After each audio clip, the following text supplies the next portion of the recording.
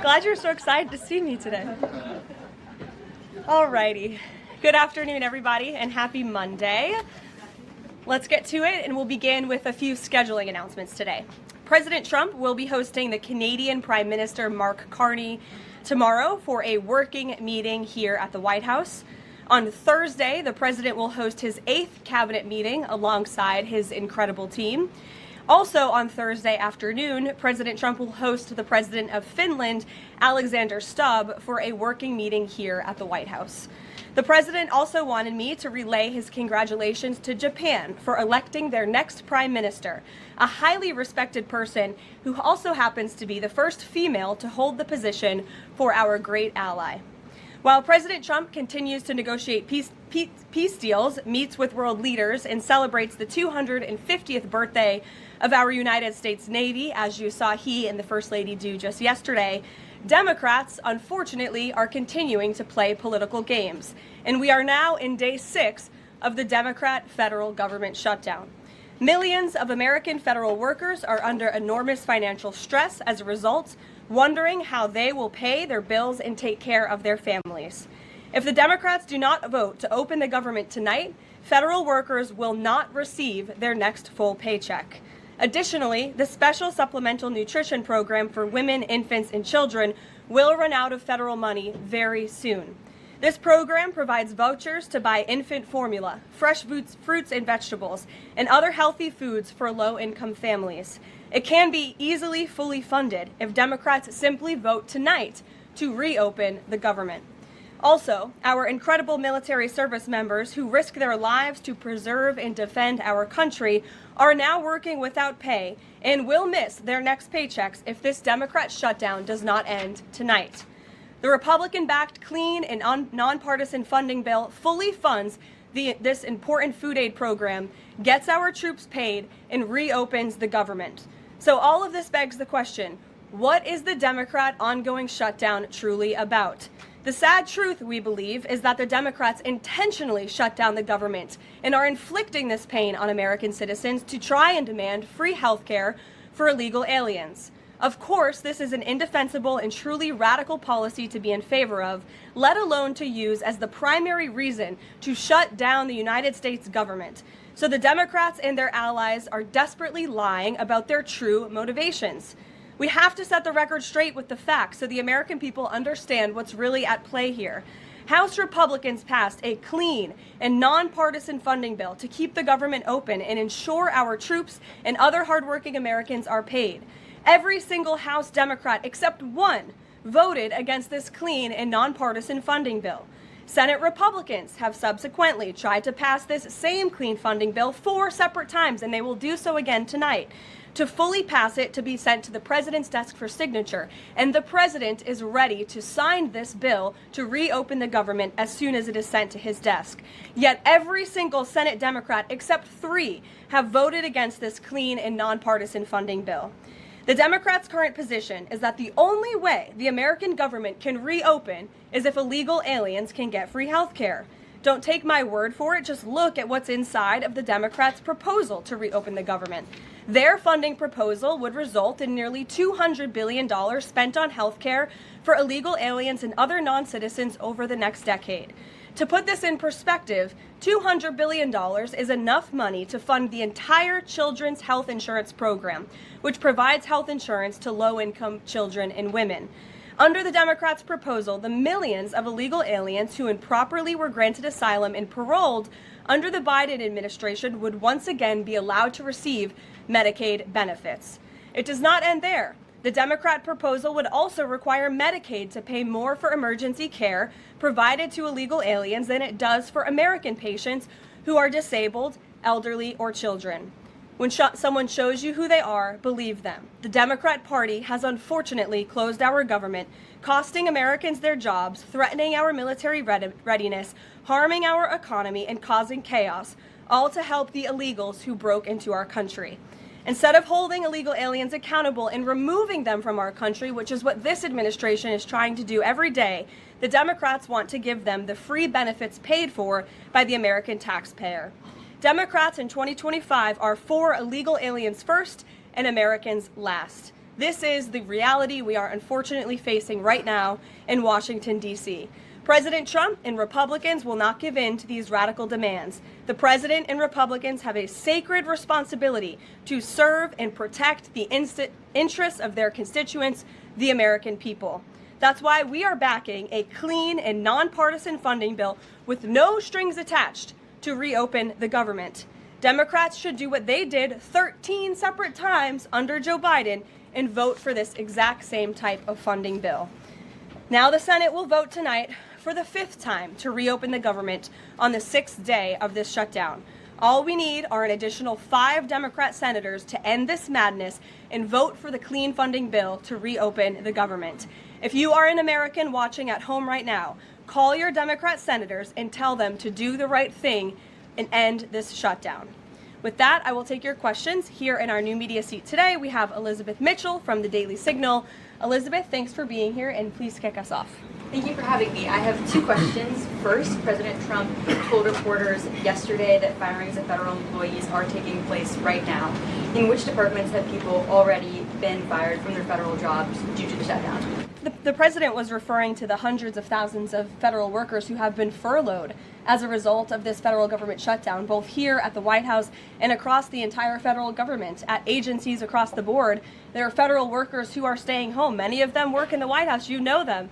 Some of them sit just behind me at those desks. They are unable to show up to work right now because the Democrats chose to shut the government down. And so we're already, unfortunately, seeing the consequence of this. And then, of course, the Office of Management and Budget is continuing to work with agencies on who, unfortunately, is going to have to be laid off if this shutdown continues. And Secretary Robert F. Kennedy Jr. said the FDA was required by federal law to approve the new abortion pill last week. Is the administration considering steps to undo this in light of requests from pro-life Congress members and organizations? I think Secretary Kennedy and the Department of Health and Human Services, as I addressed in the briefing last week, were following the law, and we will continue to do so. As I said last week as well, it's not an endorsement of this drug by any means. It's just a law that they were following. Jennifer. We heard you say that you want people to call their Democratic senators. Is the president calling Democratic senators himself? Can you say what he's doing today to resolve the shutdown? Yep, I was just in the Oval Office. He was on the phone with Speaker Johnson. He's also spoken with the Senate Majority Leader, who are in touch with, of course, moderate Democrats and Democrats across the board, who we understand hopefully want to do the right thing by their constituents to reopen the government. So the president is being kept very well apprised of the ongoing shutdown on Capitol Hill. And of course, his position is very clear. There's nothing to negotiate, just reopen the government, and then we can talk about all the important issues facing our country. So he hasn't called specific members of Congress? Not to my knowledge, no. And then on the Affordable Care Act, is he willing to give more, to share more on what he'd like to negotiate on the Affordable Care Act later? Is he willing to say specifically what he would like and when?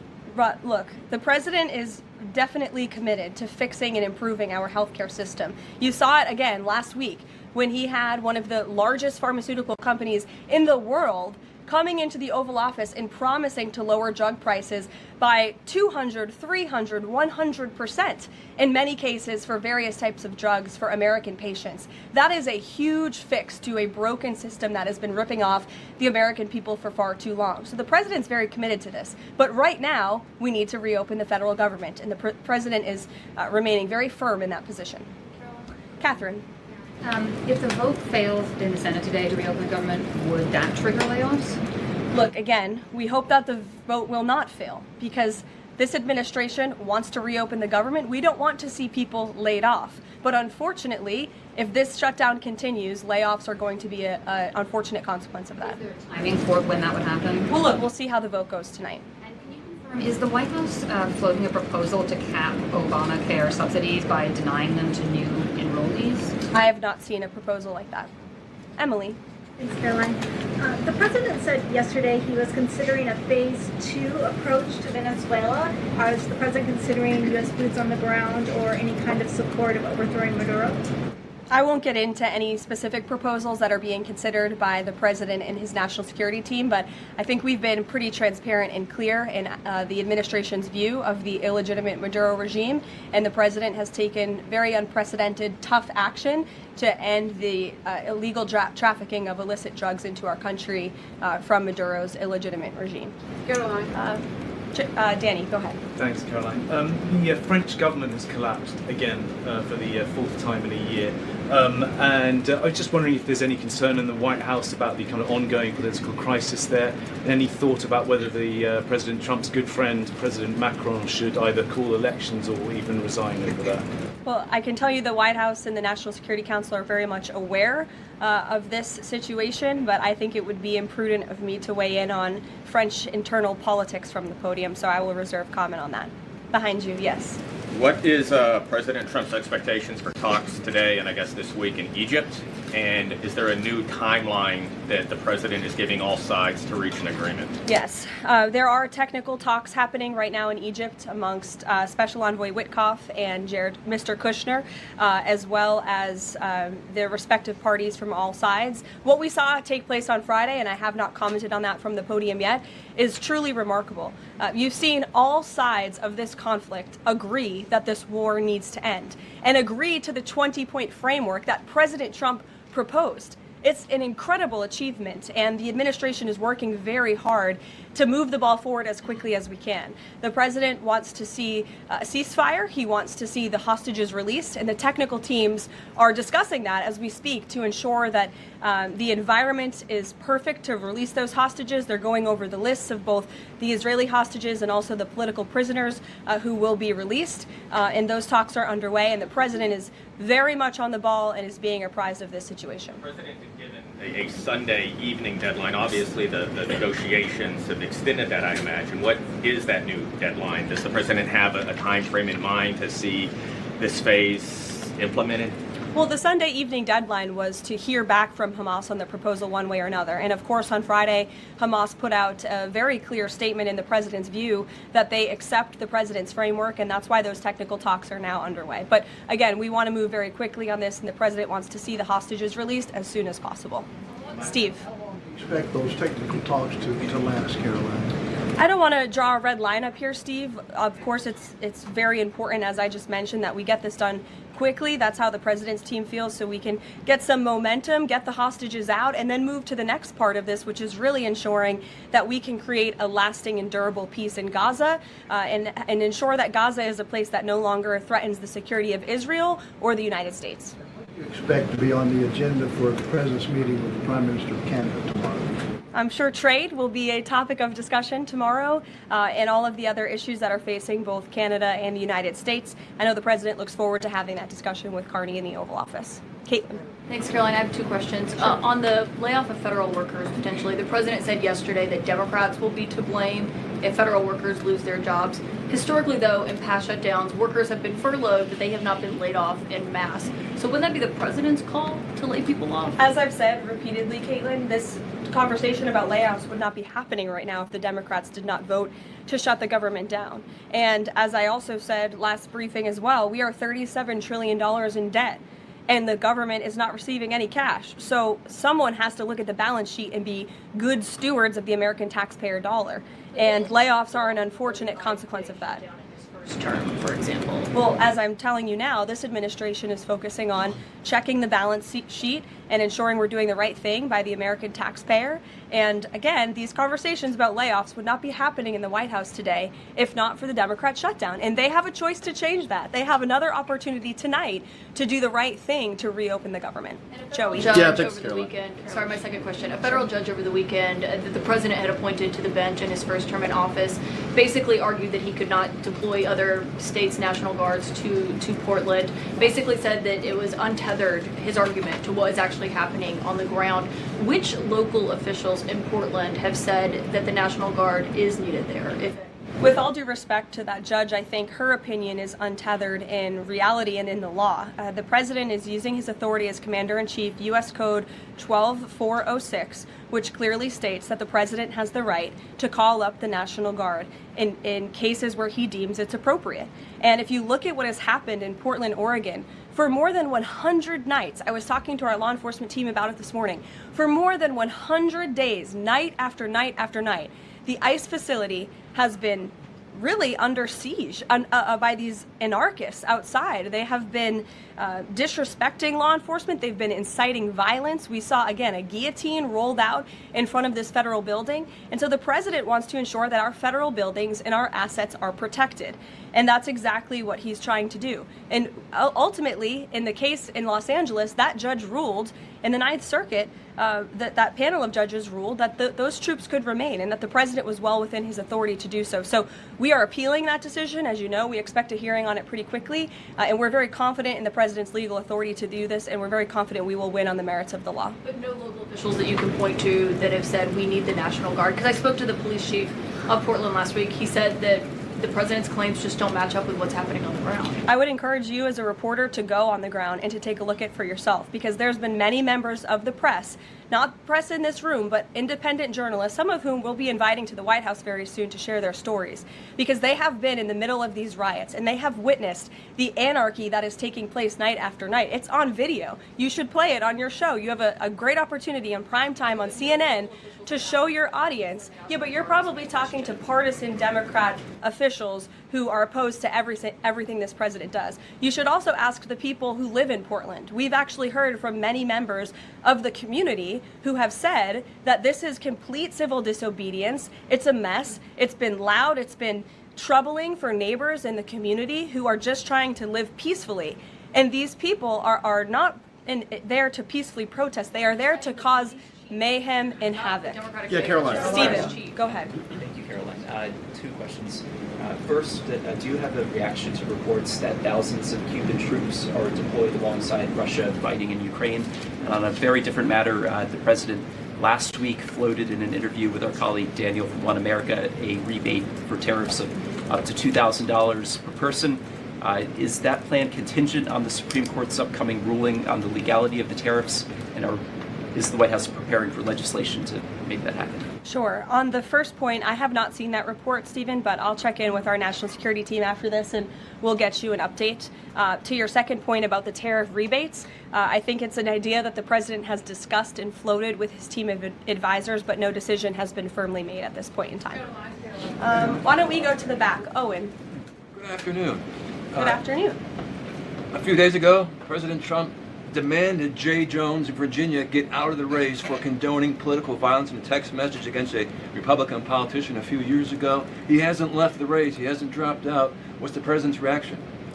Well, as you know, I'm not at liberty to discuss political races from the podium. I think the president himself made his position very clear, and I think anyone could agree the messages that were sent by this Democrat nominee for Attorney General in Virginia are really shocking, alarming, and completely unacceptable. He was threatening to kill his opponent and his opponent's children, and that type of rhetoric has zero place in our country, and the president was absolutely right to condemn that.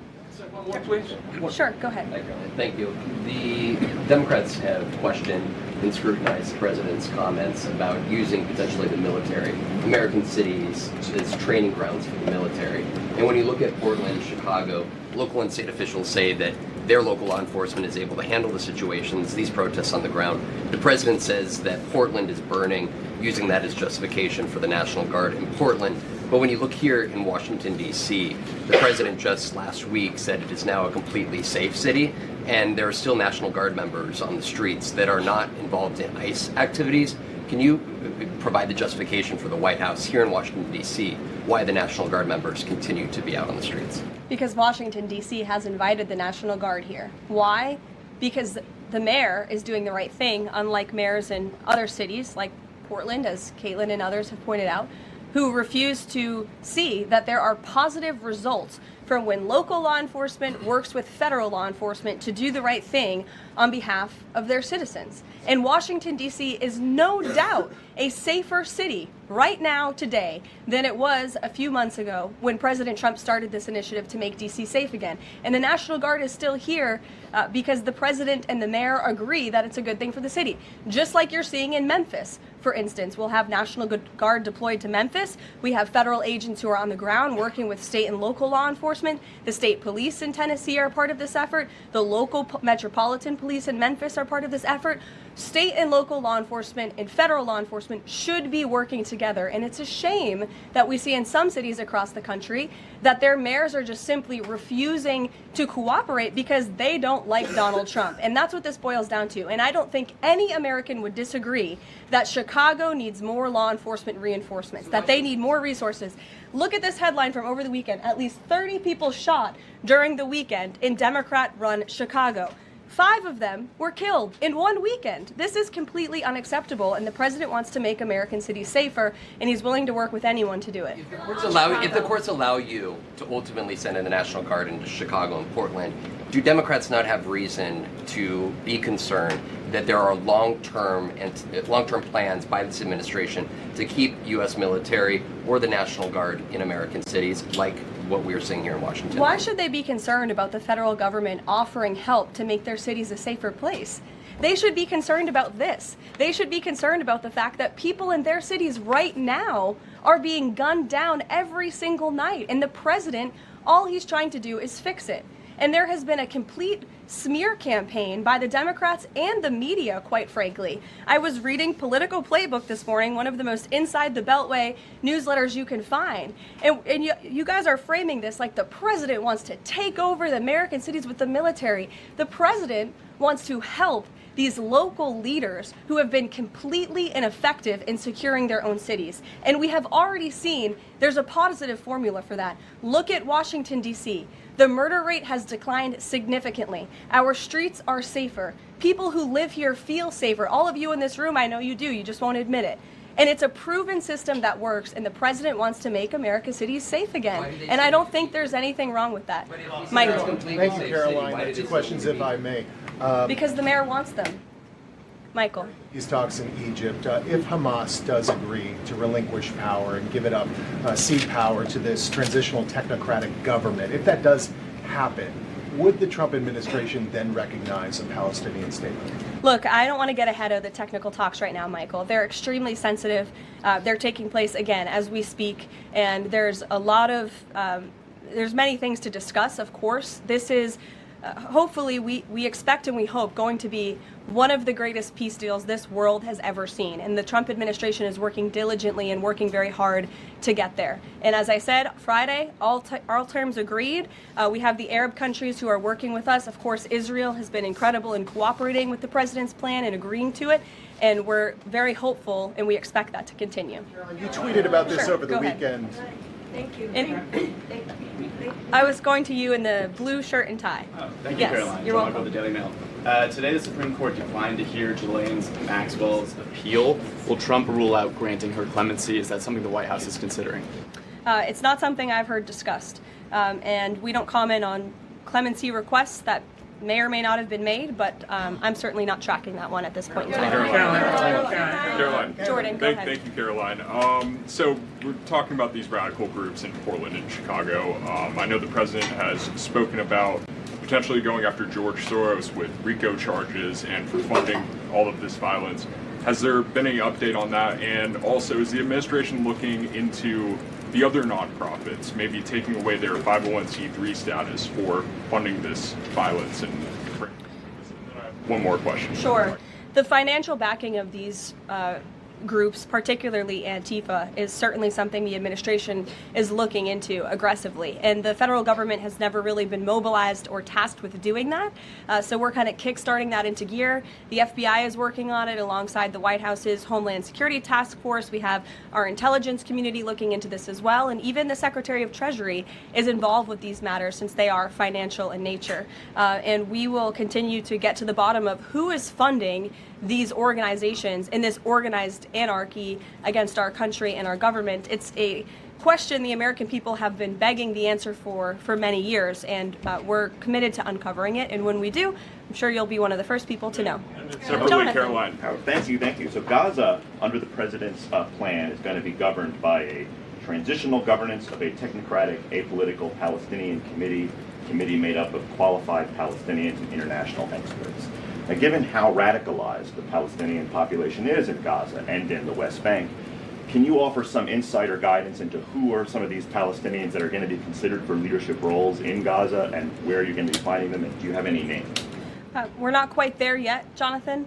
The president believes peace is possible in Gaza, and that's why he presented this detailed and comprehensive plan. The first step of that is securing a ceasefire and releasing the hostages, and then those conversations about ensuring a durable and lasting peace can continue. But what do you need to have peace in a region like Gaza that's been war-torn for far too long? You need security guarantees and you need good governance. And so those will be two of the priorities that this administration is focused on. If I may, the president has said he wants the government to reopen this week in a deal.